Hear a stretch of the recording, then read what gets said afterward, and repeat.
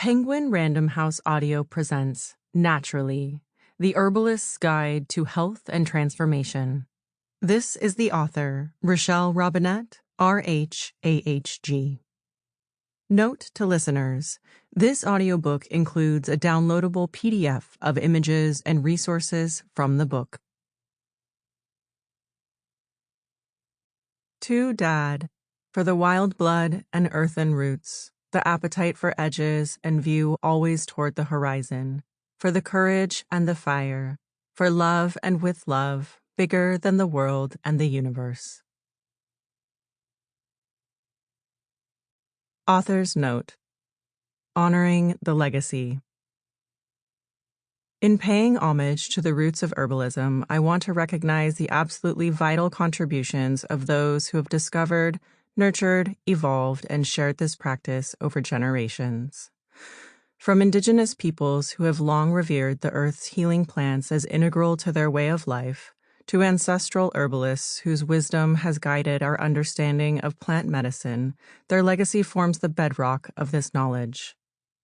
We also honor the homemakers and healers whose everyday use of herbal remedies kept these traditions alive, and today's herbalists and scientists who blend ancient insights with modern advancements in research and technology. These collective efforts empower all of us to embrace herbalism not just as a practice, but as a deeply rooted tradition that connects us with our past and guides us toward a future of better health. This acknowledgement is a tribute to the rich heritage that sustains us and inspires us to continue exploring and honoring the timeless wisdom of herbalism. This book also draws frequently on scientific studies and recent research, which are continually evolving. While findings may sometimes contradict one another, they all offer valuable insights as well as opportunities to learn more about the science of herbalism, as science learns more about herbalism. I hope these references serve as a bridge between historic knowledge and modern discovery, deepening our understandings of natural medicine while representing that the journey of that exploration is ongoing. Introduction: The Nature of Health. We, together with everything that lives, always receive much more from plants than we give back to them, because plants breathe for all animal and human beings without exception. Luce Irigaray and Michael Martyr. The Language of Herbalism. We are all herbalists, entombed in our genes, early in our ancestral lineages, and deep in the roots of our family trees dwell herbal dispositions. To be an herbalist doesn't have to mean going to school for it or studying with any of our many great teachers, though of course one can. Mastering medicine making is not a must. Pantry supplies, DIY doings, home-making natural remedies, learning Latin names, and perfecting foraging techniques are all optional. To practice herbalism entails firstly and mostly seeing our environment, ourselves, and each other in a certain way, recognizing that we are products of, and so inseparable from, nature, and acknowledging nature as our source of life.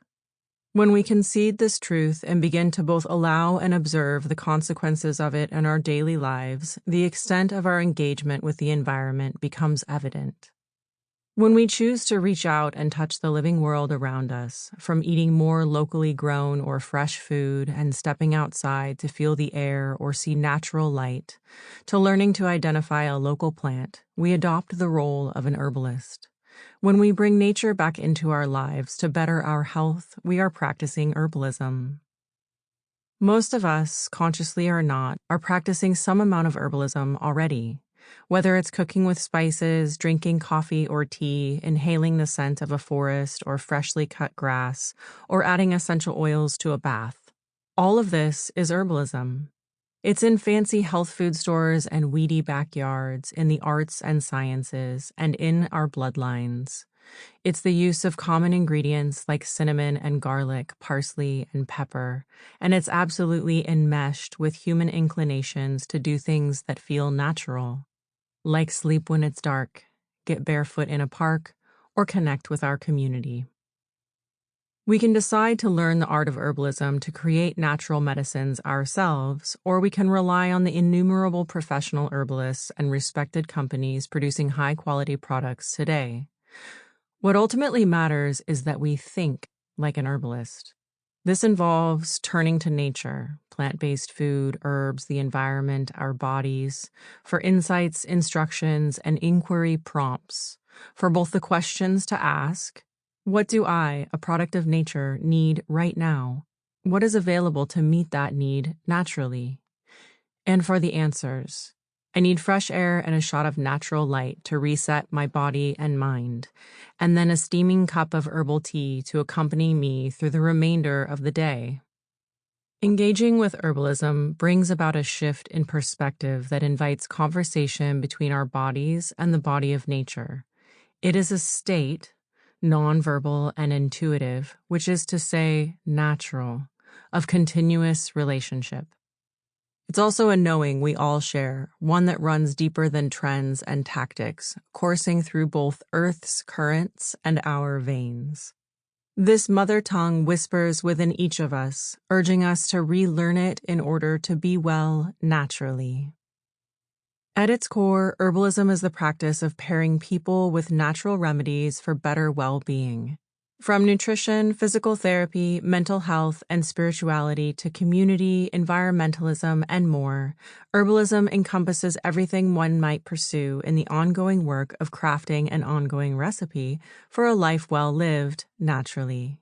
This viewpoint resonates with most of the people I have taught because it's accessible and inclusive, inspiring and practical, intuitive and logical, all of which herbalism inherently is.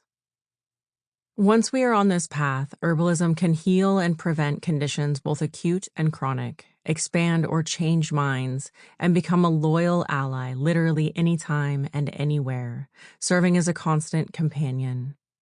Its ingredients can unwind habits, cravings, and dependencies while providing joy, peace, or performance enhancement. Its methods can strengthen or soften us, regenerate connectivity within and without, and serve every area of health, all by using nothing more than plants. Herbalism can be seen not only as a repository of remedies, but also as a linguistic bridge that enhances our ability to communicate with our bodies for improved overall health, and so much more. The language of herbalism is shared among plants, between the botanical and animal, and with us, too, often subconsciously and biochemically. Physiologically, it imparts a vital verity that threads through all of us and all of time. There is a code of communication within herbalism, too, a vocabulary that's carried local colloquialisms through the centuries, collecting scientific specificities and indigenous insights along the way. The result is a now global grammar articulating the place where people and plants meet. Organoleptic, amphoteric, aquaretic, adaptogen, shen, synergy, cholagogue and carminative, decoction and demulcent, apothecary, electuary, vulnerary. This terminology can feel foreign or uninviting to the uninitiated, but, in fact, it's an ode to the timeless romance between our bodies and nature, a poetry that invites us to integrate what serves us while letting the rest go, trusting the ancient exchange. My very first herbalism client was a friend and, at the time, colleague named Jade. One day, having long observed my peculiar, to some, vegetable-forward and often seaweed-infused lunches and heavy-handed tea habit, she asked me to teach her about herbs, nutrition, and natural health. Initially, I was hesitant.